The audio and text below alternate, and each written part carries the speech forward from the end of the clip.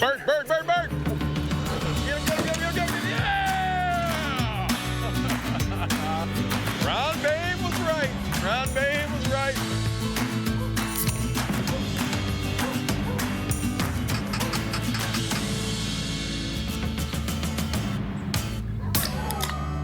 I'm feeling spry.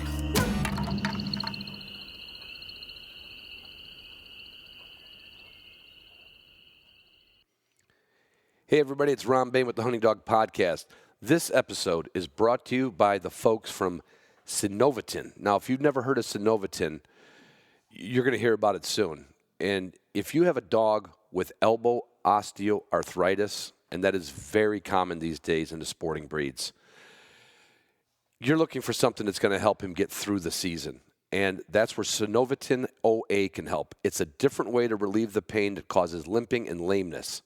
Just one quick, non-surgical treatment can provide pain relief for up to a whole year. So if your dog's elbow pain has been keeping you and him out of the woods and all the things you love to do together, ask your veterinarian about Synovitin OA or visit activedognow.com/learn-more. This procedure can only be performed by licensed veterinarians at veterinary hospitals permitted to use internal radiation therapy. On rare occasions, discomfort in the treated elbow has been seen in dogs that can last up to 72 hours after treatment. Short-term home care instructions must be followed after treatment to minimize extended close contact, such as co-sleeping. To review the full veterinary prescribing information, visit activedognow.com/cpinfo. And just so you know, co-sleeping means don't let him sleep in your bed if you get this done. Hey, everybody, it's Ron Bain with the Hunting Dog Podcast. Yeah, this is the one you've been waiting for, part of it. Anyway, real quick shout out, Patreon patrons always, and let you know, the folks who listen to this when it comes out, no Zoom room this week. I'm driving down to Virginia with the wife. We're going to be working on the house. It won't be till next Thursday, but that's okay. The rest of you, you know the whole deal. Go to patreon.com, become a patron of the show, get discounts on a lot of the products, come to the Zoom rooms, and get to HDP talk. Now, here's the deal on this episode. You're going to hear the first part of the episode I did with Matt Rinella. This was in January. And most of you who listen to podcasts know that last name. This is the older, stronger, taller brother. And Matt's a good friend of mine, as all the boys are. And he came in to go visit his mom, and we sat down to talk about his new podcast. It's called Hunt Quietly. Now, I don't think you can get it on all of your podcast servers yet, but you can go to huntquietly.org. You can listen to his little intro that he did, a little short intro, and his first episode is up. Now, Matt did not do this for, well, I don't know. You figure it out. I've always had a lot of fun with Matt. I always have tons of fun. There's always a lot of laughing going on. We talk about a lot of things, but we talk a lot about what Matt feels is wrong, at least in Matt's opinion. And I could agree on some of the things. But, yeah, well, you know what? Just listen to it. Write me an email. Let you know what I think. And I'm going to tell you something. The second part of this, when we took a break, I got a little bit more ramped up. Matt got a little bit more. It was a little more animated, but it probably needs some censoring or some editing. But anybody who is a patron at the HDP talk level, I am going to chop that up into downloadable or uploadable sizes. And part 2 of this podcast in the next couple weeks is going to be on HDP talk. With that, Pike Gear, my title sponsor, just had a great tailgate cookout last weekend. All the gear, don't think about, well, it's, like right now we're in a heat wave in the middle of May, which is not normal, but it came in pretty handy on a hot day like this to have my Pike Gear Kiowa pants. Although my favorite, most durable, most badass pair of pants, I'm still holding the Tongass at number 1, and the Dakota just an inch behind it. But check out all the Pike gear at pikegear.com. Onyx, know where you stand. Set a pin, know where you've been.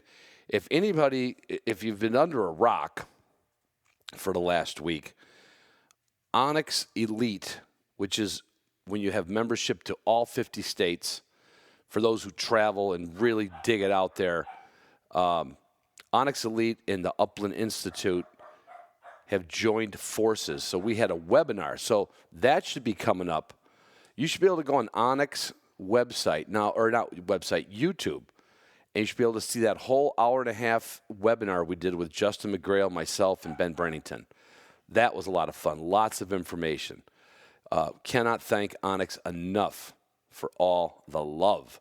Just like Weatherby. Can't thank them enough for all the love of the shotguns. Like Weatherby donated a shotgun, a 20-gauge Orion matte finish for the sweepstakes coming up for Pike Gear. That's right.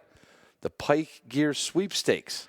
Go to Pike Gear. You can read all about it. I'm not going to run through the whole thing, but somebody's going to come out of there with a buttload of prizes. Boss shot shells will be part of those prizes. Show to birds whose boss, the best non-tox, the best. I don't mean the best. I mean the best. Copper-plated bismuth, and they even have Boss Toms. That's made out of some tungsten, some space age. I think they got that stuff from a meteorite that landed and they mined the tungsten off. I don't know exactly how they got the tungsten, but if you're a turkey hunter and you're not using Boss, well, you can reach out there a little bit farther and a little bit harder with Boss shot shells. Waltons, they have everything. I don't even know that I could make up a better one. Waltons has everything but the meat. I mean, it's just like that. Slicers, dicers, packers, vacuum seals, spices, pots, pans, spatula. They even have spatulas. Get their catalog. When you go online to order their catalog, tell them that there's a little box there. How did you hear about us? Well, then you say, oh, I heard about it from Ron, Hunting Dog Podcast. You will not be sorry. I've got Evan is one of my longtime sponsors. Well, you could almost call him a sponsor. Evan is a longtime Patreon patron of mine, and he's come out to the hosted hunts with me. He's come up to New York and hunted with me, and he shot some pigs the other day down in Texas, and he sent me a picture, and he says, kind of always giving me an invite to go down there, and I just can't. I got too much shit going on. And I said, boy, I would love some of that. And yeah, that's right. Yeah, he shipped some frozen up to me, and we're going to be doing a whole Walton's cooking, slicing, dicing, vacuum seal. I might even try to make, well, no, I don't have enough bones. I was going to try to make Pawnhoss. But we're going to have my daughters and son-in-laws, we're going to have a Walton's weekend. I suggest you do the same. All my dogs have Purina weekends, but honestly, they have Purina Monday, Tuesday, Wednesday, Thursday, Friday, Saturday, Sunday. It's Purina every day. You know, if you're a dog, now we love them, but the same thing every day. But you know what? My dogs don't turn their nose up at it. They eat with gusto. I feed them properly. I keep them trim. They love the Purina Pro Plan, and I think they love it a little bit more since I started using the Gunner Kennel food crates, which are back in stock. Don't forget. You put a bag of dog food in there. I don't care if you have a Chihuahua. It would take you a year to go through a bag of dog food. I mean, if you would feed a Chihuahua. Most Chihuahuas, I think, eat table scraps. But you know what I'm saying. This thing, if I was going back to Alaska. Well, I am going back to Alaska, as a matter of fact, to go bear hunting shortly. But if I was going way up to the North Slope like I did before, I would bring the Gunner Kennel food crate. I would bring that as my food storage. I mean, you could put this in there, seal something up. It's airtight. It's got the best latch. It's got a locking pin that you can put through it. I'll bet you. It doesn't say grizzly proof, but I'd bring it up there. I would. I'd bring my Gunner Kennel up there because I'm telling you what, there ain't a grizzly bear on the planet that could hurt that thing. I just don't know if they put the food crates through the grizzly bear test yet. I'll get back to you on that. Garmin is the best in canine navigation and training.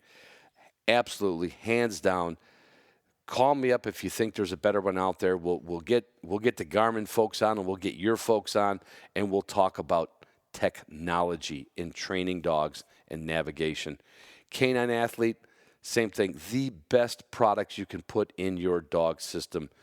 Hydrate and Recover, New Dog, probiotics, and all of that is brought to you by the parent company Wilderness Athlete, which I think I'm going to go on the Wilderness Athlete 30-day challenge. I got on the scale the other day, and we got one of these new scales, and this light came on, and it says, hey. I looked down in the digital thing. It says 1 at a time. So I'm ready for the Wilderness Athlete 30-day challenge because, God, I don't have to lose any weight for dove season coming up in September. But right after that, I'm heading to North Dakota, and I have to shed some fat. I'm just due. It's this 2 years of being retired apparently sneaked up on me. Yeah, like a bad dream. W Hunting Supply, anything you need, especially Garmin products, any electronic supplies, dog leashes, dog collars, you name it, W Hunting Supply is like dealing with family. And I don't mean like your family that you can't stand. I mean like a family, like a fraternity. They absolutely take care of you like family. Deck drawer systems, they build the deck drawer system like they were building it for family. Because, nothing would be worse than building something for somebody like, you know what? You're a shitty carpenter. You're a shitty millwright. You're a shitty electrician. No. Deck drawer system must have been put together by Elon Musk or something. It is bomb-proof. I'll bet if a bomb hit and the truck blew up and the deck drawer system flew out of the truck, which it wouldn't do because it's all J-hooked down, all your gear would be in there, the drawers wouldn't even open, and they'd still work after you put it back in another truck. That's my prediction on my part, of course. Shooting Sportsman Magazine, birds, people, places, dogs, and guns. It's everything I live for. Everything. Yeah, and like I said, the Upland Institute, be a better trainer. Look at it. If you're an Onyx Elite member, get in there. Watch the webinar. Go to Upland Institute, watch the commercials. We got one for each course and an overview. Onyx Elite members are able to watch about 13 or 14 of the actual courses, like right from the program. If you're an Onyx Elite member, you can do that. Okay? And then you can go like, oh, now I see why everybody's buying this thing. Now I see why I could be a better dog trainer. And it's reciprocated. If you're an Upland Institute member, you will get, I'm not even allowed to say the discount. It's against the law. They'll fire me. They'll probably sue me. So sue me. Anyway, I hope you enjoyed this episode with Matt Rinella. He is, well, I don't think we talk about it, but he is a long-time hunter, like from cradle to now, okay? And I don't mean he wasn't taken out in a backpack when he was 2 years old. I don't mean that. Frank Rinella did not take a boy with him until they were old enough to climb a tree and listen and say yes or no, sir. But all those boys learned from their dad the passion, the history, the camaraderie, they learned everything about hunting in the beginning from their dad, and then just exploded and went out in the world. All three of those boys, I don't know if. Show me a family of three that hunts more. That would be like showing me a family of dog trainers that trains more than the Smiths. The Rinella family, nobody, and I mean from high mountain to low country, and Matt's been all over the place doing this stuff, and he has got some points he wants to make. So give his podcast a listen. I will be honest, his first episode, there was a lot of, sorry, no, you were talking. Oh, well, he just started. He didn't even want to do this. It was not like he decided to do this he did this because he said he'd like someone to change his mind. Show him a complete reason why he is 100% wrong, and he will destroy the podcast. He will end it. He will erase it off the internet.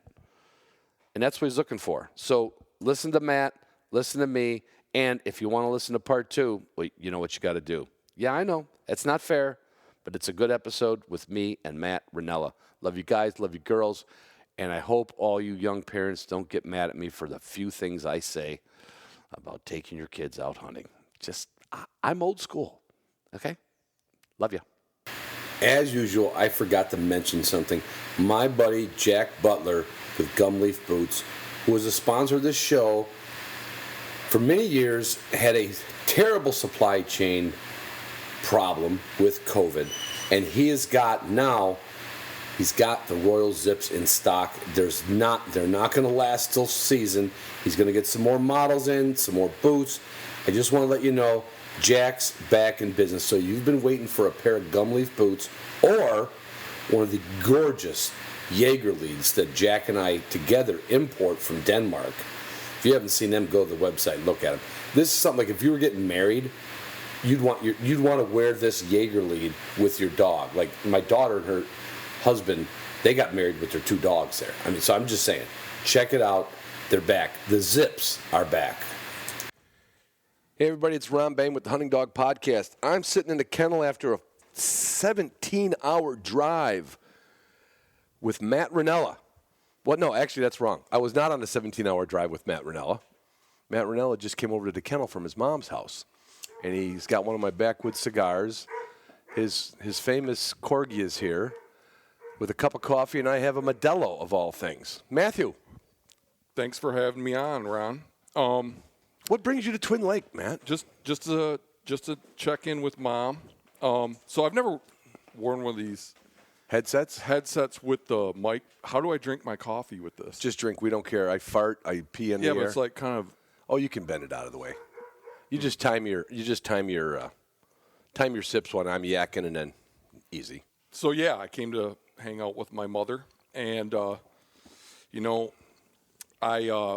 have been the last couple days. I've been visiting some of my old childhood haunts, which has been. Where'd you go? I went out to the slabs. Oh, really? Hiked around out there. That's what, Cedar Creek, right? Yep. And then today I went out, Ryerson? Out to Cedar Creek in that area. Oh, yeah. Did you go out by the old Zerlot farm or Zeldin farm? No, I didn't go out there. Are they still around? I think it's still obviously the property's there. But I think it's still owned by that family. Mm-hmm. I think so. I'm not sure. Because that's kind of where you guys cut your teeth, right? Hunting? Yeah. But now, like, after the last couple days, like, these are the spots that, every frickin' buddy goes out, and the high school kids have woods parties out there. We used to have keggers out there when we were kids. Yeah. And, like, yesterday I put up some deer. Today I saw some deer. Yeah. And now I'm like, could I have been hunting deer productively? Probably. Like, what changed? Is there more deer there now, or was I an idiot? I'm still an idiot. Or was I more of an idiot when I was? Well, your Twin Lake history predates mine. Mine's only 34 years. Yours is from 40 years ago when you were cognizant about deer hunting, probably or so. So, I mean, we never thought to hunt deer in those. We'd go out there and hunt bunnies in these little, like, spots that everybody hung out and rode their motorcycles in, but we never hunted. We'd always go out to this farm, like that you just mentioned, the Zerlot farm, that it was owned by friends of the family. But, like, now I'm like, this looks like I could have, if I had been hunting today and yesterday. Could have been strategic about it. Yeah. So now I'm like, what, is it better now? Like, but another thing that I didn't think about is it's freaking not deer season. Like, do you think if I was out at the slabs and it was peak rut, would there be trucks all over the place out there? No, because that's when I grouse hunt it, and I don't see a lot of deer there. But I see. No, I'm talking about people. Do you see a lot of? I always see a couple deer hunters that will get. If I go there, I typically go for grouse a little late morning, and I'll see people leaving. And then if I go too late in the afternoon, which is a great time to grouse hunt, then I feel kind of bad going in there because I don't know where the guy's sitting in the tree. And if he's right down by the creek, did you ever hunt the creek with me? I mean you guys did back in the day. Yeah. So I don't know if I was a deer hunter, would I be up in those hills by the pond? I don't. So then I'll just usually back out and go somewhere else or just go home. Yeah. I mean, but I think this has always been a target-rich, gamey place. I think. My brothers and I never killed a deer around these. See, that's I what don't know how to describe. I'm trying to come up with a way. Like they're just like these backyard. Like if you're going to go out for a little hike or it's just the 4 miles from home kinds of spots. Yeah. We never hunted there. So yeah, obviously we never killed anything. We never hunted big game there. We'd go try to shoot a bunny in these places, or maybe jump a wood duck or something. Yeah, yeah. But See, now, like, what if as a very like a grown man with a plan. Well, yeah, and a lot of patience and tenacity. Mm-hmm. Like, as a Western hunter, you put yourself through hell. What if you applied that kind of that level of diligence? Like, I am going to set this hut up, and I'm going to sit here for every daylight hour for 10 days. Would one come by? Oh, God, yeah. Oh, yeah. I don't know this. I mean, I know this area we're talking about pretty good. But you remember where Sand Road is up by Fruitvale Road? Just north of Whitehall, but this side of the highway. Okay. Friend of my daughter's grew up, got one of my dogs. He ended up moving up there. Uh-huh. And so, being as he had a dog, he said, let's go grouse hunting. He says, I think there's some good spots by us. And we went down this one little road, turned into a 2-track like you do in all the Manistee, And we're grouse hunting, and all he's doing is, like, looking at sign. Because he likes deer hunting more than he likes bird hunting. Okay. He's like, I got to come back here. Oh, really? And I'm like, when was this? 3 years ago. Okay. The first time. Okay. No, 4 years ago the first time. So I'm out by the Muskegon River bottoms trying to pass shoot some ducks. Just had an hour to kill. And my phone rings, and it's Matt. And he goes, Ron, that spot we went grouse hunting, remember? End of my road, blah, blah, blah. I said, yeah. He says, I got a big deer down. Can you come help me drag it out? Matt, in Muskegon County, 205 pounds. Dang! 205 pounds. In a not like a Boone and Crockett rack, but like a thin, big rack. Yeah. He went back the next year. I was not duck hunting. I was doing chores. Get the same call. Ronnie, can you come back? It's Fog Lake anyway, so who cares? Can you come back? He says, I got another one down. I think it's bigger. And it was like about 8 it was like 8 pounds bigger. Dang. So I think that's been here. So, I think that's always been here, I think. Yeah. Like, I hunted my butt off living here as a kid. Yeah. I mean, there was years, like, where you'd hunt your butt off and not even get a doe. Well, see, there had to just be, like, less deer then, right? I don't know. It had to be. But, so, Matt, when I built that caddy shack out there, that was, I got married in 80 and divorced in 81 and a half. So it was 81 and a half I was here. And every time I'd pull here, deer were jumping out of these woods here. So, and 81 and a half would have been, 81 would have been about when you were trying to find stuff. Yeah. Because I wasn't married. I didn't have kids. I didn't know you guys. This was just early when I just got, waylaid by a woman and Governor Thompson's bodyguard all teamed up on me. What's this now? Well, that's who my wife ran away with. The bodyguard that was assigned to Governor Thompson of Illinois. Really? Yes. You didn't know that story? I've told you guys every story in the world I had, I thought. I did not know that story. Yeah. She worked for... Okay, wait a minute. But I thought you were saying that when you moved in here in 80... No, I started coming here, and I built that little... you were still married when you were coming here. Right. I got you. I was staying on Middle Lake as early as 78, 79. Yeah, you were friends next door to the Thornses. Next to Gary's house. Yeah. Because you were friends with the Thorns. Friends with the Thornses. This isn't going to be interesting to your listeners. No, you're right. You're right. Move on. We're diverging. Yeah. So anyway, Matt, should we just let it all out what you're doing? Oh yeah. So let's do it. I guess if there was a reason why you would have me on, it's I guess Well, it'd be just because I've been vocal lately about things about my perspective on hunting, right? Mm-hmm. So it's good.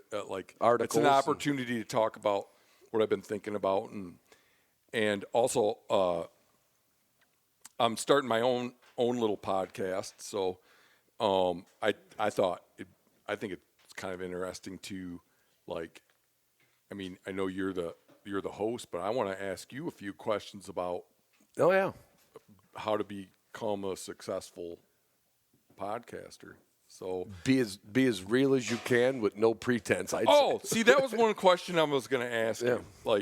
How much time do you go, or how much effort do you put into? Well, maybe we shouldn't go there. How much of that do you do? Like to get ready for a podcast, or no, like you're in the podcast setting and you're like, I could see where people wouldn't like it if we go down this road. It's controversial. I pretty much stay in my genre, Which there's not, but you did. I mean, it's like I guess there's not a lot of room. Like my podcast is it's intrinsically argumentative, controversial because 100%. I take issue with so much that goes on in hunting. I have big problems with hunting celebrities. I have big problems with people that lock up land and hunting industry in the hunting industry. So I mean, it's so funny. Like through my articles and being on various podcasts over the last couple of years. Mm-hmm. I am now considered a pariah. I'm considered controversial. Yeah, and you're not controversial. Well, it's like, how are people how are people? Okay, I look at what I stand for. Yep. And one thing I say a lot is that the hunting community, I think, would have the mainstream views amongst the hunting community would be way different if people that didn't make money off hunting had more of a voice. I can see that. So, I've got so many things going on here at once, but what you hear about threats to hunting, what do you think about? What do you think the threats are? Habitat issues, for sure. Probably getting down to habitat would include clean water, but then I've heard a lot of people talk about access. Okay. I get involved with RGS and QF a lot. What's that? Pheasants Forever, Quail Forever, Rough Grouse Society, and I know they do as much as they can with the dollars they have to try to improve habitat. Yep. Like forestry management for RGS, grassland management for QF and PF. Mm-hmm. So I align myself with them, but it's not like I work for them or anything else. They're supporting something that I think they're doing right. Yeah. As far as for the, I said this I interviewed some of the guys, and I've been on Pheasants Forever's podcast before. And I remember first time I went to South Dakota, every brown grass field I saw, if it had brown brome grass in it, I looked at it, pheasants. And what I didn't realize, there wasn't no pheasants there because there was no wildflowers, there was no pollinators. No forbs, right. Yeah. It was just this monoculture. Sure.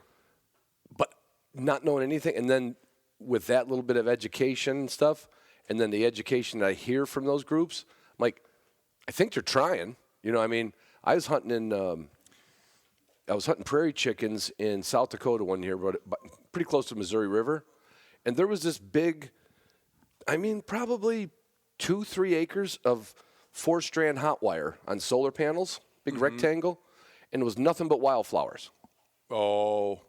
Just so there would be some pollinators out there on the prairie. Oh, yeah. I'm a research ecologist, and I just finished. You kind of know about that stuff. Well, I just finished a 5-year project looking at trying to get flowering plants to grow on CRP lands to support pollinator insects. Right, which supports the chicks, which supports the birds and the snakes and the bees, everything. Yeah. So your question was what are the big threats in hunting? And you said so far you've said habitat and access. What else? What about the antis? I don't. Yeah, if I wanted to get in that layer, I think a threat to hunting, and this is like, again, coming from the dog side of the world, how it's so easy for a state with a ballot initiative to put up a thing that says we don't like hound hunting and we're going to get rid of it with that maybe true, maybe not philosophy of death by 1,000 cuts. Yeah. I hate that argument, but I do. We can get into that. It's like you can apply that to so many. Like you can apply it to now they want to have 80 miles an hour speed limits. Right. What will it be next? Right.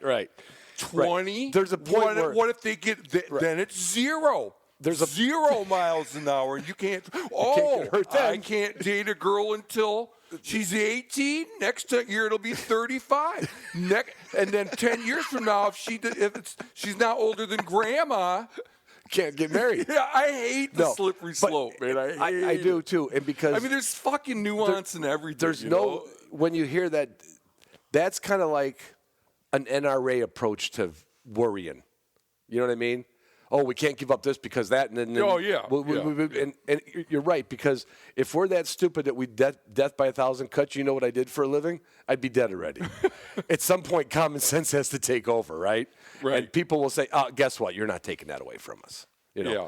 But so, but I do worry a little bit. I do think of, I don't vote politically for conservation. I don't know if that's right or wrong.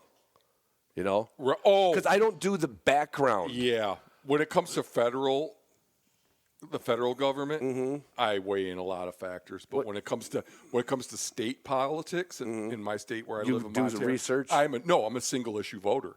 I only vote for who I think is going to be best for my hunting and fishing. Well, that's honest. Yeah. Yeah. So those are are the threats. Yeah. In your landscape. Yeah.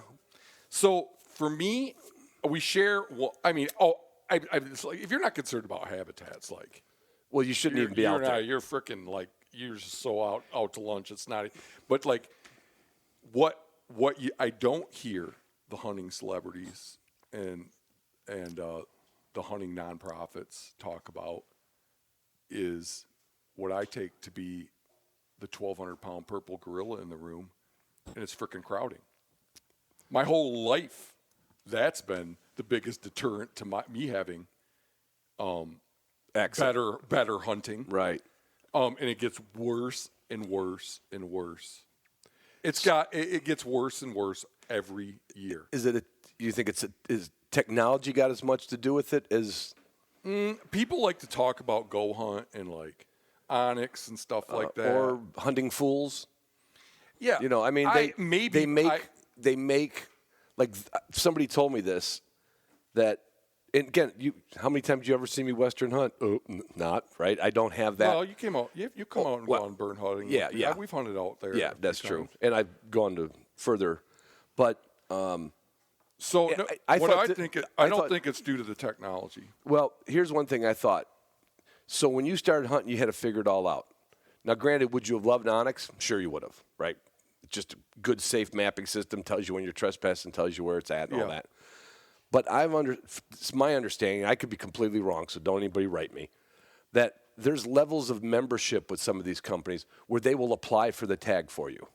Oh, yeah, that's like and see, that to me, that starts where the dirty is. Like, what, you don't want to even get on your own laptop and get with your buddies and look at zones and figure, Yeah, I guess I'm open to that being, at the end of the day, it's like guesswork, like to say, okay, why now is it that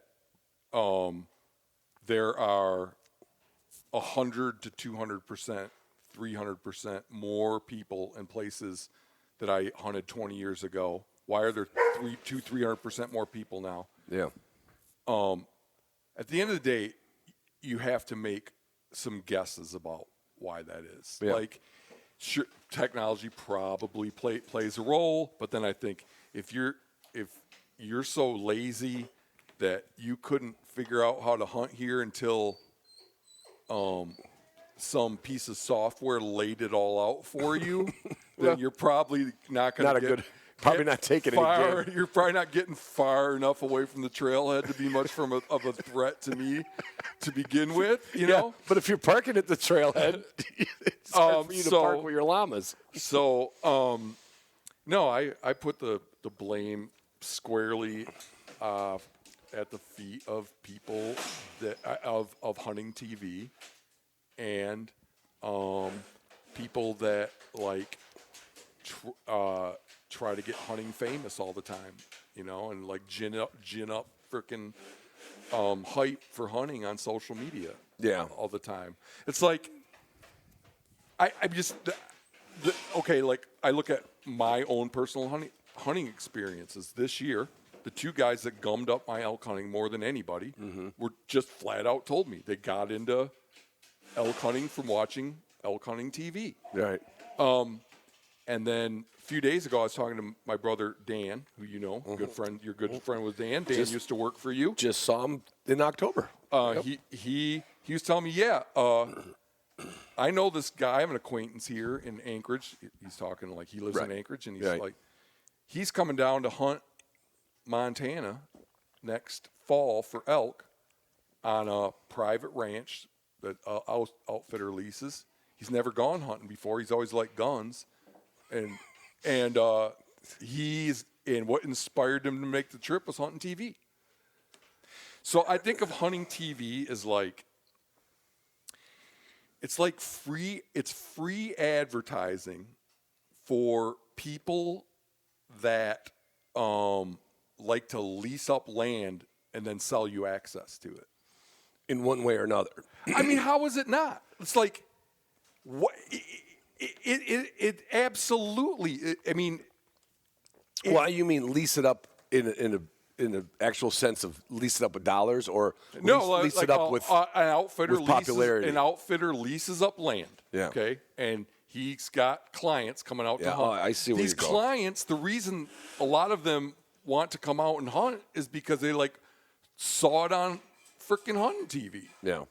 Like the town I live in the, up through the 80s, the guys that I know that grew up there said they could hunt all that ranch land around there, all those ranches. Getting on places was like not hard. Right. And then the late 80s with the advent of cable hunting TV, it became more and more difficult to get on because, like I say, it's advertising.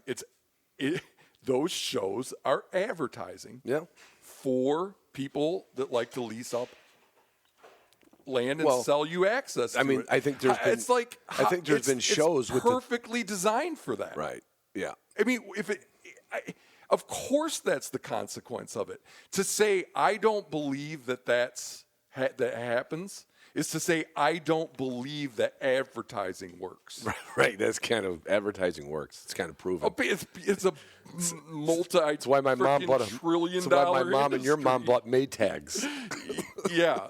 So like, I don't know. One thing I've definitely hit on now is, and a point I'll be making I'm going to be trying to explore with my podcast, which can be called the Hunt Quietly podcast. Right. Is, like I'm a person that for me, it's really is, and I know this is true for you too, and a lot of other people out there as well. For me, it's really about the hunting. Yeah. It's not about hunting entertainment. It's not about hunting culture. It's not trying to be part of a little club. It's really about the hunting. And for people like that, like me in that respect, and people that like to hunt public land or, like to bang on or still be able to knock on a door. I think it's a horrible idea to watch hunting TV. Yeah. I mean, and if we all you're doing is reducing access for yourself, reducing the chances you're going to draw a tag, and increasing the number of orange vests around you when you go out. It's like you're advertising the destruction of what you love by watching that stuff. I can see a piece of that. Well, pick it apart. I'd like to see because to me, I'm so convinced that's true. The hard part is upland bird hunting and duck hunting. Certainly that's happened. I saw that. I started going to South Dakota mid '80s or something, late '80s. It was a long time ago, and I literally did knock on doors. And the only reason we didn't get permission is because nobody was home. Oh, And I have where I live. It's laughable to think you could get permission in the like since the advent of social media. I mean, it was bad enough with hunting TV, but now with social media, no freaking way. People are moving to my state and buying ranches. They don't look like if you look at ranch property, it's not like how many AUMs, animal unit months of grazing cattle or sheep the place will support. Right. It's how many elk. What would be the acronym for that? HES? Hunt elk support? Yes. Hunting TV, hunting social media have jacked up the value of unpressured hunting much. I think that's an accurate statement. I think that was just another way of saying the same thing in my. But sounds like more swallow. Like I swallow that one better. I don't know why. It's just like when you said that, I'm like, it's swallowed up. Yeah, I get that. Yeah. Well, and there's like I guess another thing. This is like a little different discussion, but I have a I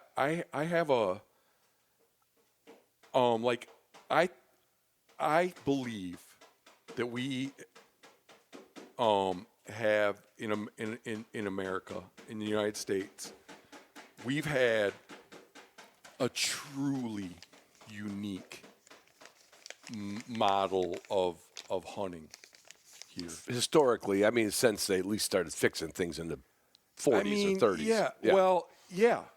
I mean, but it's not even before they started. I mean, sure, wildlife is better managed now, absolutely. But even it's never been a pay to play thing here in the U.S. No, like, I mean, I shouldn't say that. It's been. I mean, people have been leasing out hunting property here for I don't know how long, but it's always been possible.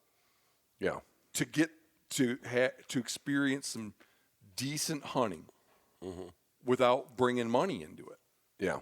And if you don't think that is going away, no, it can't go away. No more than I can't reprimand my grandkids isn't going to go away. Pretty soon my grandkids are going to be in charge of me. No, I'm saying if you don't think that's decreasing. The ability to have... Yes, I would agree with that. You are not paying attention, right, man. Right. It is. It totally is. Here's what I'm getting at, though. So, I mean, 30,000-foot view, I put the blame for that on people that hype up hunting to sell products and make hunting TV, which is dishonest. Like, there's so much dishonesty in hunting TV. That's a whole nother. Maybe that's for the other podcast. So they use dishonest means to make hunting seem more glamorous and successful than it really is, and less sorrowful, because they hide the wound loss. That I put a lot of the blame there, for why everything's leased up now, more and more leased up, and public lands are more overcrowded. I mean. It's like you go back to the beginning. It's like I'm the controversial one, Right. These people are like using dishonest means to crowd out people who just want to go hunt. Yeah, and they're advertising for people that lease up land and lock out people. Yeah.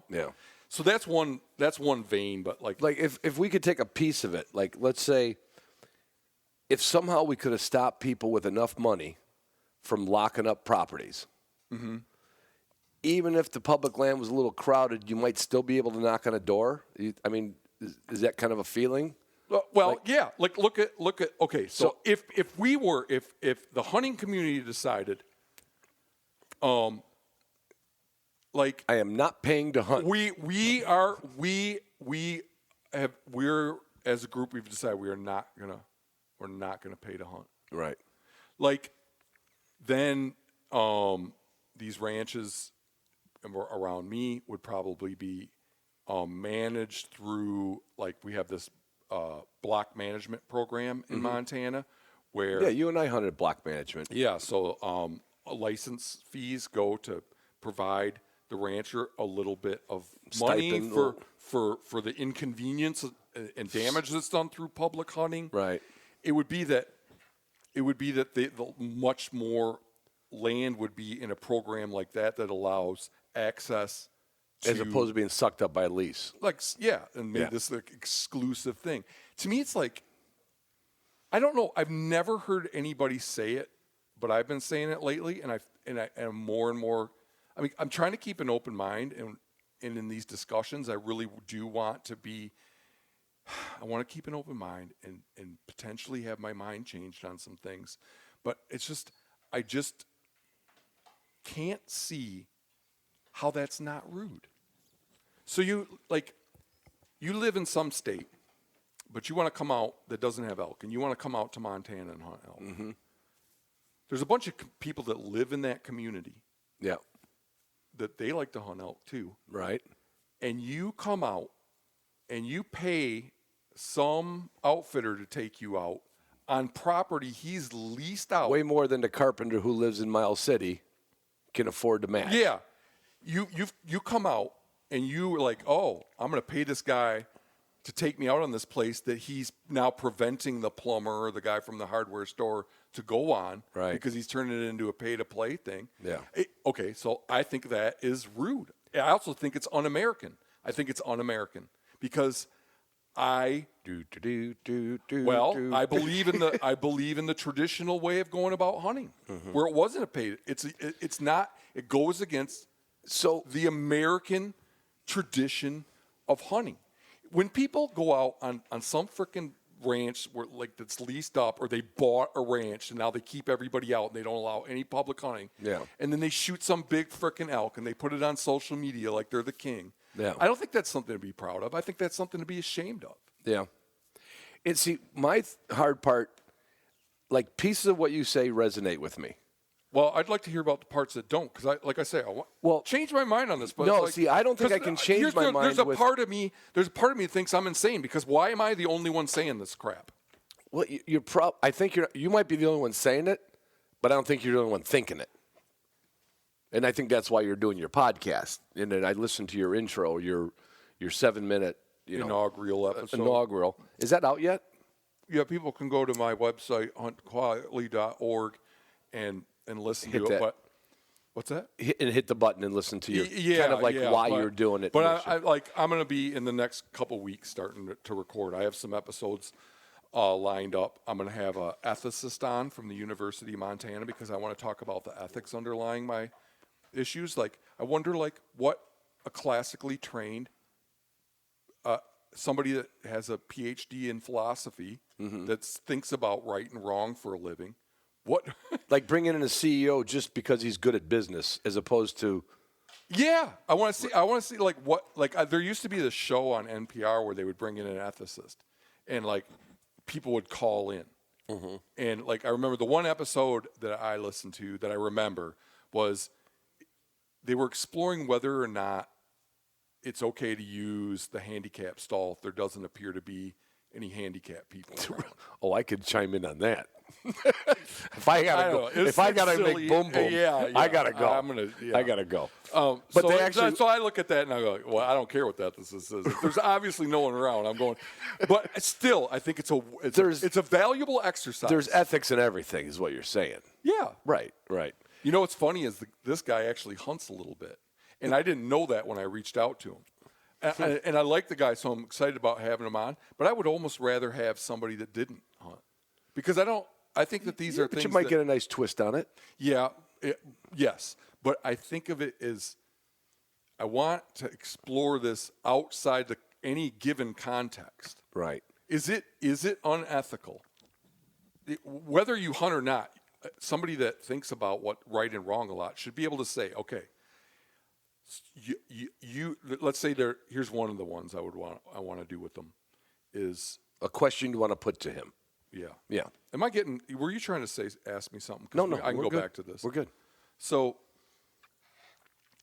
well, one would be the one we just talked about.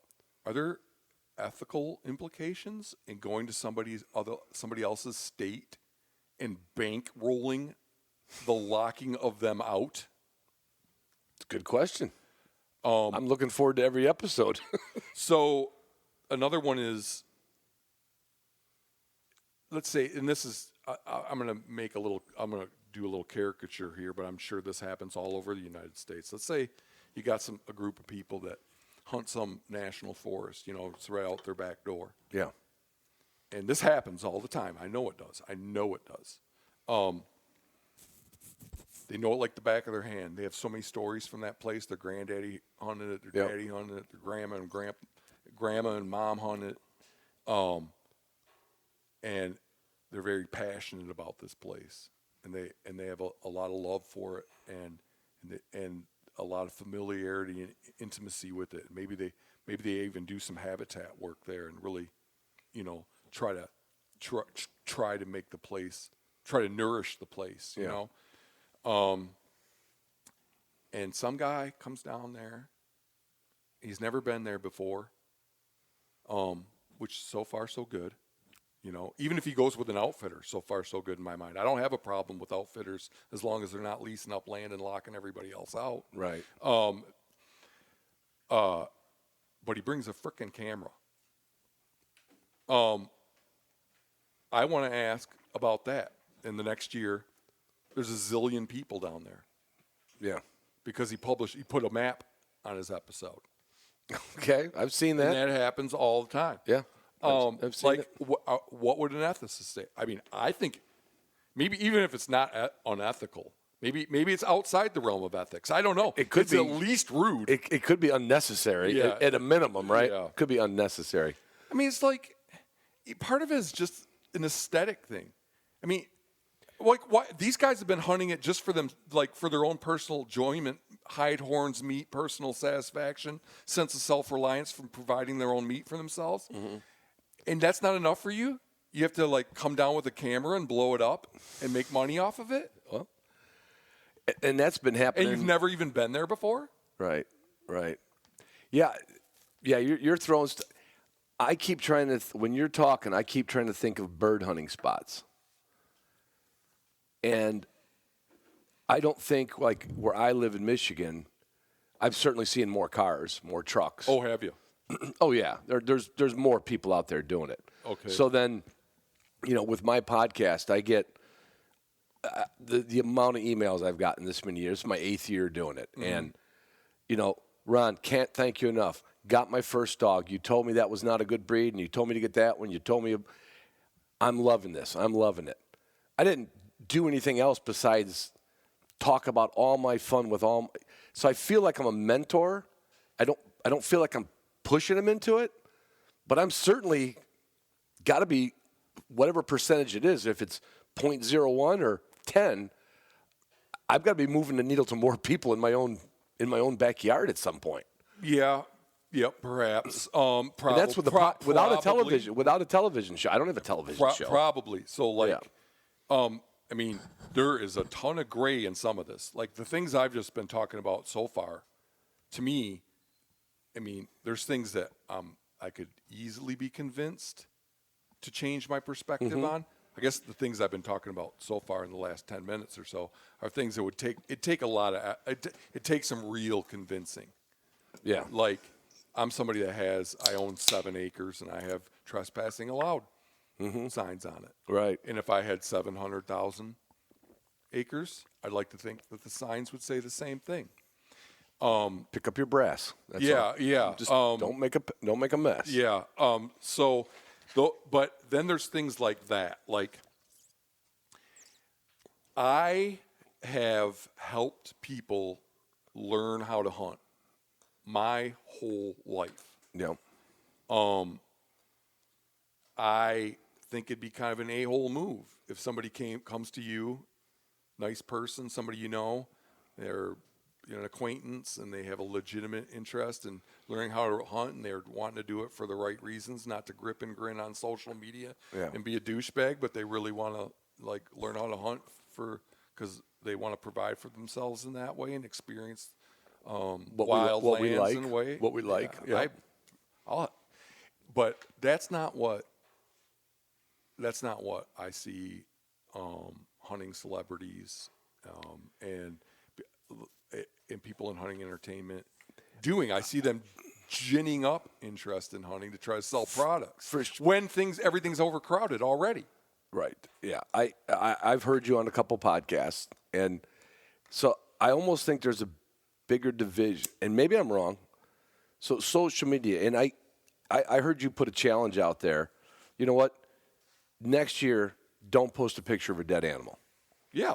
And prove to us that you do it for reasons that transcend likes and fame and trying to get frickin' Sitka to sponsor you or whatever the hell, And I would say, for me, easy. If you look at my Instagram posts, it's usually me with a sign around the dog's neck doing something silly.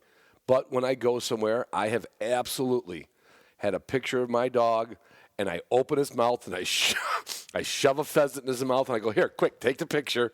Right. And I don't know why I've done that over the years. Maybe it's because I saw somebody else do it. I'm like, well, I'm going to show them that I got my birds today. I don't know why I've done it. Hey, man, I see. I have those impulses, but I love to brag. Like, I love to brag up my hunting. You love to brag up your fishing. I just know how to. I just think that it's important to control your impulses. It's not like I don't have I understand the desire to have people like, wow, look at what a badass he is. He shot the big thing. Yeah. He shot, I have that just like everybody else. Right. But like I see the destruction it's doing. Like when I see somebody with some big thing they shot, and there's hashtag frickin' every company under the sun. I see where you're going. I feel sad that they got that animal. Right. Because I think that it would have been way better, way more just if somebody that hunts quietly, that hunts for the traditional reasons, not frickin' fame and like making it into this gross monetary frickin' shit show, had shot that animal instead. When you're going back to the grip and grin kind of thing, I thought when I heard you say that, and I think I heard you say this, or somebody that was talking to me after they heard you say it, it was like, I have no problem sharing that picture with all my friends and my family. Absolutely. Right? Like, you can do a group text. Hey, mom, dad, brother. Your 20 most closest confidants, right. Friends and family. Right. I mean, I have zero. People cast all kinds of false attributions my way. Like, they'll say after your podcast, is there a place for people to comment? Or I'll get emails. Yeah. What's wrong with showing your buddies what you shot? I've heard that. I know. Because people like to take, that is not anything. That is not anything I ever said. Right. Do you think it's part of the fact that just that they can? Because like when I started hunting, there was no such thing as a cell phone camera anyway. Like, the most you have is a 110 Instamatic from Walgreens, and you got a shitty blurry picture. Mm-hmm.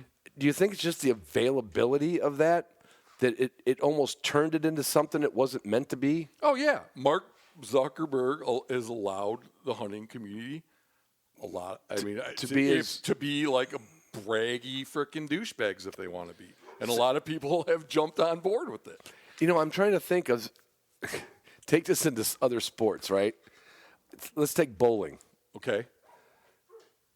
maybe I don't have any bowlers in my Instagram feed. Yeah. But algorithms will hook you up if you're in the same state. Yeah. If you like the same color hair, somehow you'll get things on your Instagram that you don't know who it is, but it shows up. Right. I've never seen a bowler jumping up and down when he got a strike. Right. Or a 300 game.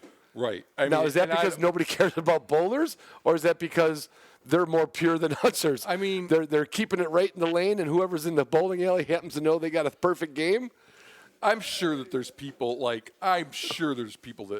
that brag about sports trophies and their accomplishments with every sport. But I'm thinking, the more I'm thinking about it, and maybe that's just because that's my feed. What else do we see out there in social media where you have to show what you did? Well, don't you think athletics? I just don't. See, I don't follow athletics. I'm not on social media. Yeah, it's one thing all of the Rinellas and myself have in common. I bet. I bet. We don't know who won the Super Bowl, do we? No, but the halftime show was the best halftime show ever this year. I didn't even watch it. It was the Bengals and. I was watching Lucifer on Netflix. The team. The Rams and the Bengals, wasn't it? Good for you, Matt. You got it. So, I would be surprised if there isn't a ton of certainly parents are bragging up that their kid won the soccer freaking. I guess. I guarantee you that's a huge thing. But here's the thing. In other domains, it's not a big deal. If you make hit a home run or if you make some sport more popular through hunting social media, it's not a big deal. Just build another freaking soccer stadium. Field. With hunting, are you? With hunting, wait a minute. Do we want another soccer field taking on another little lot that the mice live in, Matt? I just say it's not an apples to apples comparison. No, it's not. Because it's not. Hunting opportunity is extremely precious. It is. And is getting more precious all the time as people buy up land and lease out land and lock it up, and the remaining land gets more and more crowded. And social media is a big driver of that. So, if you make soccer more popular by posting about soccer all the time, you can always build more. They'll find a place to put a soccer field. Yeah. And it probably isn't going to be out in the middle of the wilderness. It's probably going to be. Probably going to be right next to the other soccer field. Yes. On the other lot that they haven't developed yet. It's not a fair analogy, but I was just, when you were talking about social media, I'm thinking maybe it's just my feed, but I don't see anybody else other than maybe birthdays or something. I don't know. I don't see other sports. What's the grip and grin for another sport? A trophy. Wouldn't it be? The trophy in her hand from first place, I guess? I'm sure. I guess. I'm sure there's I just know that parents I know a lot of parents that. Oh, wait, how many times have you seen my son as an honor student? It goes with that stuff. Yeah. Yeah. So I mean, people brag about everything under the sun on social media. I suspect. But could you, if you were God, right, and you could swipe, changing something. One thing. What would it be?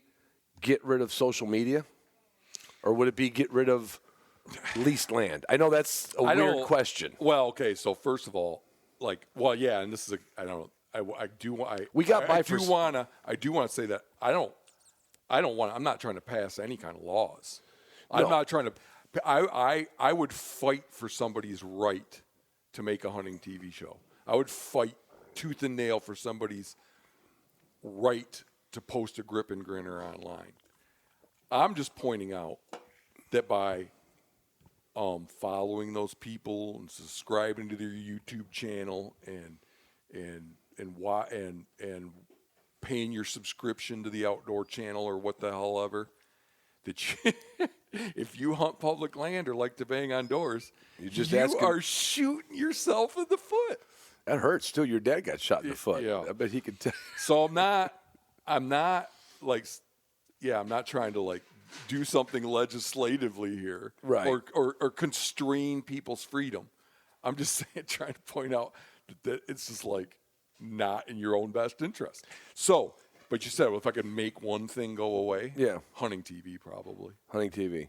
Yeah. And that goes back from the early shows in the 80s to the 90s to because I can remember when I moved down to Virginia, we put a TV out in the garage. We were always out there doing something, welding something up, screwing around, drinking. Mm-hmm. And we would just leave, I think it was Outdoor Channel or Pursuit. We'd just be on the TV. Yeah. It seems innocuous. Like until the last few years, I thought it was innocuous. But now I just like pieced it together, man. It's like obviously there'd be less people frothing at the mouth to lease out or buy ranches or lease up land and exclude everybody else if it wasn't for that stuff. Right. But is there or was there shows out there that instructed people to do that, or did they just figure out how to do that? It's probably that you come out the first time and you're like, oh, that sucked. There was people behind every bush. I wonder if there's some other way to do this. Right. So then the next time you come out, you find an outfitter who's leased up 300,000 acres that nobody that lives in that community can go on. Right. Don't you think? Well, I see. That's something I haven't experienced it enough to go where I've traveled around bird hunting. I've just always been able to find a spot to go. Have seen more people. I will tell you from what I said earlier, my first knocks on the doors in South Dakota, I don't remember a no. Like I said, the no would have been the fact that nobody was home and we would obviously not hunt there. When you came out to bird hunt with me, we drove freaking by 20,000 pheasants. Yeah. Trying to find a little scraps of land where we could hunt. Yeah, and we ended up doing a reservoir or something where you knew we could go. Yeah. So those places even then we couldn't have knocked on a door even This then. was, what, 10 years ago? Solid 10. Yeah. Well, if I thought we had some chance, you would have done. Yeah, I wouldn't have driven 70 miles. To get one flush and then have to go home with two flushes. Yeah, I don't know. I can't make an argument to the opposite end of it. I can't say that, no, that's not the reason, Matt. Mm-hmm. But here's another thing. Oh, go ahead. I have another bit to this. Good. But I almost go, I always drawing analogies back to, I'm from that, curmudgeon side, the helicopter mom side, the getting the kids in sports too soon side, getting the kids in hunting too soon side. Mm-hmm. I got a lot of voices, opinions about that, Right. But it almost also goes to and this is a stretch. Back when I got married, first time, not shortly thereafter, second time, our idea of a house was a house. Mm-hmm. And it's almost like the culture of the McMansions. People have to have these giant houses now to raise two kids in. Mm-hmm. And when we were kids in Chicago, the Summers had 8 kids in the house same size as ours. Oh, sure. It's a status symbol. It's almost like big game is a status symbol. Yeah, it's almost like it's probably true in all this stuff. It's like, how come you can't just move to Montana now and buy a lot and build a house? You can't even afford it. Mm-hmm. Right? I mean, so it probably goes across a whole lot of different levels other than hunting. Say, you know what? I'd like to go to the big sky country and live in Montana. Right now, I couldn't afford to buy these 15 acres in Montana. Couldn't. So who do I get to blame for that? People who have more money than me, right? So and drive the price of things higher than they should be. But okay, so is it market driven? Is it? This is something. What is it? This is something that a lot of people bring up when in discussions with me, with my social media views on social media. They say that's just, and this is going back to is the bragging and mm-hmm. Monetization and all that stuff that I don't like about social media. Does it extend hunting social media? Does it extend to other domains or not? They always so these are people that when I'm having discussions with people that are on social media, they're like, dude, that's just hunting social media in general. It's not just hunting social media. But it doesn't diminish the argument. Right. It's not, it's like saying, smoking's bad for you. Yeah. And then you go, and your argument to that is, well, so's drinking. Right. Yeah, they're both bad. They're both bad. They're both bad. You should quit them both. You know? Driving without a seatbelt's dangerous, too. Right. So, I just don't see why, because social media does a lot of bad in other ways, that we should be less, that somehow makes it less concerning. Right. It's just, hunting's the thing I'm passionate about. Right. It is the thing I live for. I mean, it's the thing that captivates me day in and day out. It's the thing that I devote all my time off to. Yeah. So I'm just like I'm not getting paid for this. I'm not getting paid for speaking out. I don't take money for my articles. So I'm not about to embark on an indictment of social media writ large. Yeah. It's just outside of my sphere of concern. Right. But hunting social media is within my sphere of concern. You're not worried if there's enough soccer fields for the kids to hunt it. Like, okay. One thing I wanted to add was, I mean, I'm very convinced that that hunting TV and grip and grinners are terrible for the common public land hunter that doesn't want to or can't afford to pay. You know, and he wants to hunt public land like he always has, or she always has. But I'm open to the idea that other people are going to go, no, not really. Come on. Hunting's hard. How many people really get into it because of hunting TV and hunting social media? I think a lot. But even if you don't, just out of an abundance of caution, why would you take in that content? If it does you zero good. It does you zero good. It doesn't make the meat taste any better. No. There's an argument that it's undermining hunting in America today and turning it into a pay-to-play thing. And even if that argument's false, watching it all and following it all isn't doing you any good. So out of an abundance of caution, why not just do away with it? Go shoot your bow instead. Go for a hike, get in shape so you're ready for next hunting season. You know? So could you see a social media that would be somehow telling the story of the experience without the grip and grin? Okay, so I think that when I say what I don't like about, when I say hunting social media, what I don't like about it, like, I am all for using social media to inform people in the hunting community about things that they should care about. Mm-hmm. Like, habitat projects, or making people aware of a bill coming up. The bill that undermines their interests or whatever. Right. Of course. Yeah. Of course there should be a role for that. But it's not what it is right now. And it's like, I mean, with your podcast, like,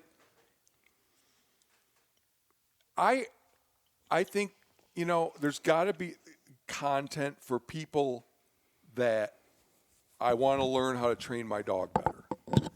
Yep. I'm all for that. I don't have a problem with there being content for that. Mm-hmm. It's just what I don't want, what I oppose is content geared towards people getting into it, especially if it's dishonest. Okay. I see what you're saying. If this is my rant, and this you want to talk about, I'll ruffle some feathers here. Okay. There's a thing where everybody's taking their kids hunting earlier and earlier and earlier. Oh, yeah, I see this. This is a and thing I think this I've is. seen on I think even though I'm not on hunting social media, I get on there once in a while to know what I don't have a better sense of what I don't like. And I'm on it enough to see it. They take babies out. Babies. Yeah. In backpacks. Yeah, I think most of those people wouldn't be doing it if they weren't trying to say, look how tough and cool I am with my baby. I've seen people put earmuffs on their kid in their backpack. Yeah. All right, here's something. If it wasn't for social media, would those people still have their baby on their back? I don't know. Did your dad put you on his backpack? No. The first time I ever went hunting with my dad, I was 8 years old. Right. And you weren't even hunting probably. No, I was sitting in a tree stand with him. Just sitting and watching. Yeah. And 8, you start getting a little bit of sense of, what about when you were 5? Would your dad have took you out? No. I mean, we probably by the time. Now, fishing's different than hunting, though. Yeah, we probably were starting to like. Wanting to go into boat. Wanting to go a little bit, but not a baby doesn't want to be out there. People, I mean, whatever. Like, if you want to do that, that's fine. I don't have a problem with it. Like, if you want to take your baby hunting. See, I kind of do. Oh, see. Oh, we had something to talk about here. Yeah. But okay, I'm interrupting you a lot, and I got to work on that. But the only thing I'm saying is, my question is, how many of those people, if Mark Zuckerberg had never been born, how many of those people would still have their baby on their back? I don't think a lot of them, because they would have learned that from social media. I'm just saying they're doing it because it looks cool on social media. It does. Oh, wow. And it's like, what a great person is badass. What a great parent. Yeah. What a great parent. Here was something. I talked to a guy today on the phone when I was driving home. I said, no one's going to take out an 8-month-old. But let's say, when's the kid? I got grandkids now. They're barely old enough to talk. I don't know. There's a woman in Bozeman that a friend of mine. It's like she's one of these grip and grinner like peddling nutrition products online and shooting big bulls on her private ranch kind of gals. Yeah. And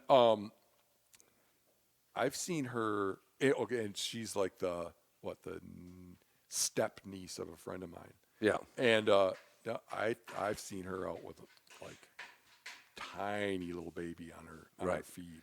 So here's a side just for being a parent. Okay. You're not a parent, right? No. Never. Unless you count my corgi shit. Well, you're the best corgi parent in the whole world. Yes, for sure.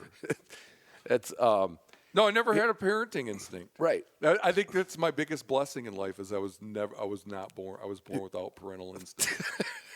So I look at what parents go let's through. Picture and I'm like, this. Oh my God, why would you voluntarily sign up? Let's for picture that? this. Okay, I'm going to take let's call it a 3-year-old, enough to understand the word no, right? You got to have a kid that you can at least say shh or no, right? Okay. At 2, barely. Let's just say 3.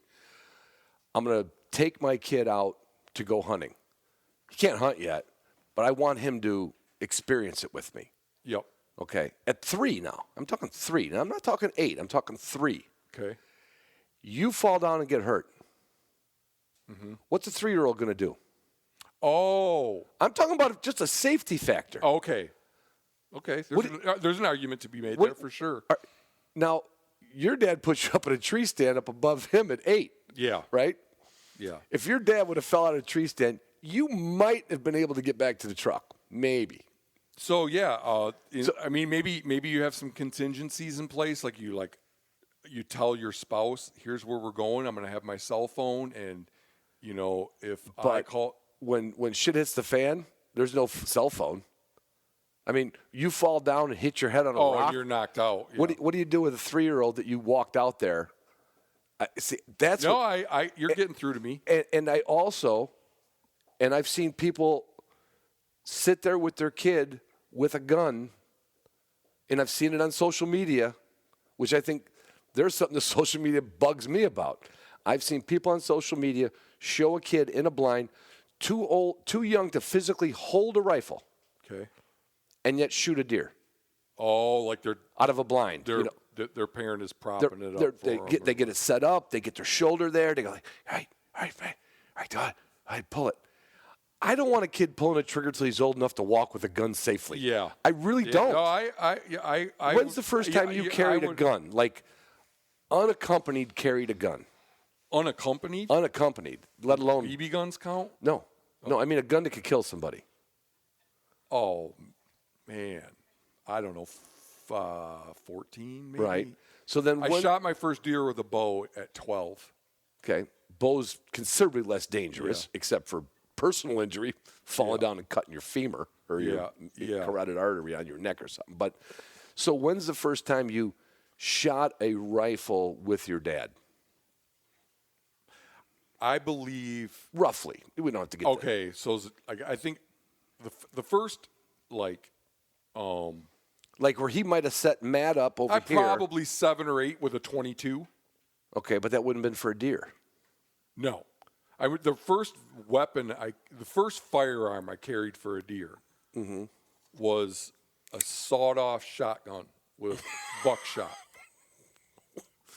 Was this unapproved by Frank, or was this? I know that what I just told you is absolutely true. Okay. I don't remember the details. I just remembered that we had this 12-gauge short-barreled sawed-off shotgun, and I remember that was my first firearm deer hunting experience. Okay, sawed off at the stock so the length of pull is right, or sawed off at the barrel? At the barrel. At the barrel. Okay. Yes. But again, how old were you probably?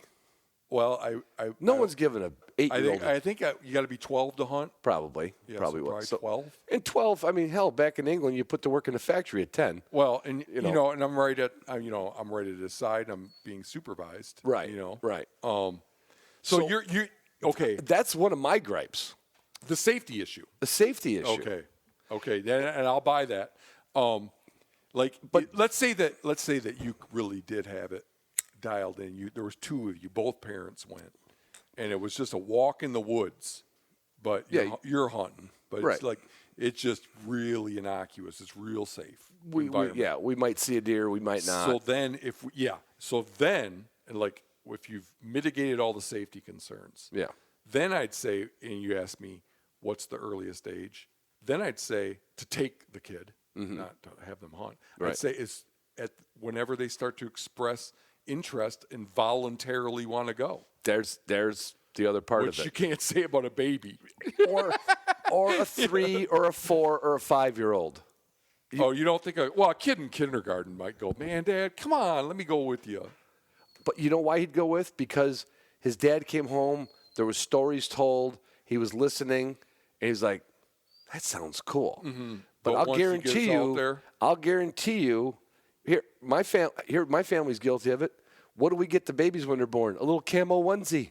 Right. We want them to be a hunter. Mm-hmm. How about let's figure out if you do everything right, they'll probably be a hunter. Mm-hmm.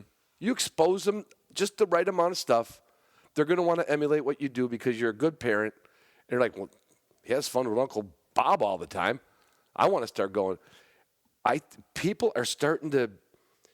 It goes all the way to sports. Oh, this is going to get wild. This is a weird conversation to have with me as somebody that doesn't have a kid. I know, but unless maybe it gives me a unique perspective. I don't know. But see, when you keep talking about like Western hunting and access, I kind of lose the perspective because I don't feel what you feel in it. You know, the overcrowding, the trailheads, the leased land. Well, okay, so here's not the as thing. much. It's like the West, isn't that like considered? Hasn't it been traditionally considered the penultimate public land hunting experience? Is the Western hunting, right? So I'm living out where it was traditionally considered like the best, right? And I'm watching it become the worst. Yeah, see, that's a perspective I haven't seen. So I've been at trailheads in the last 5 years where there's been.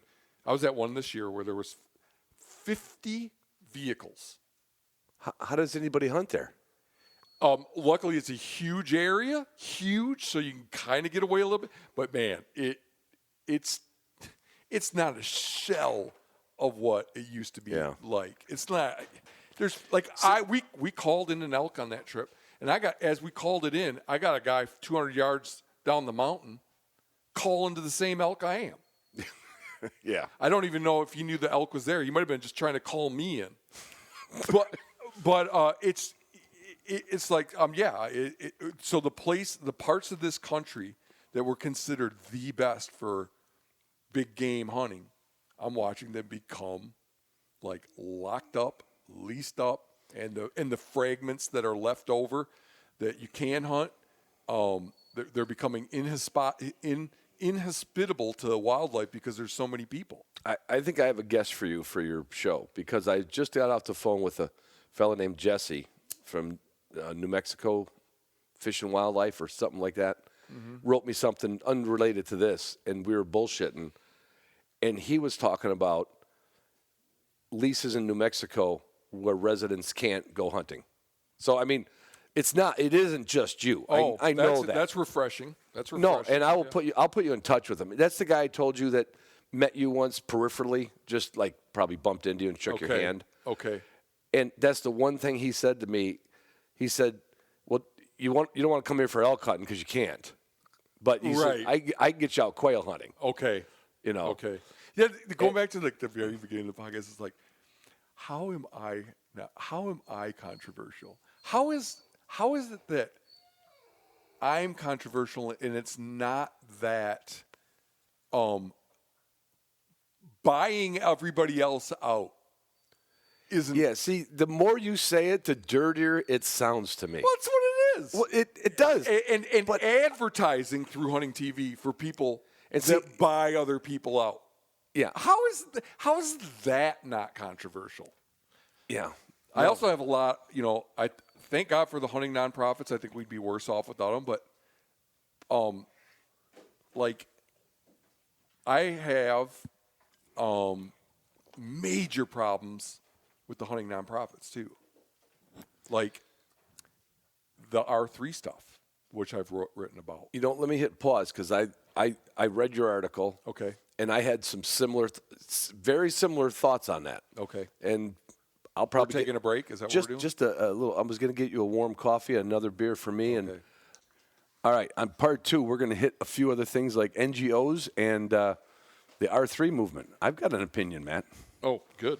All right. I can't wait to hear it. Maybe you'll change my mind.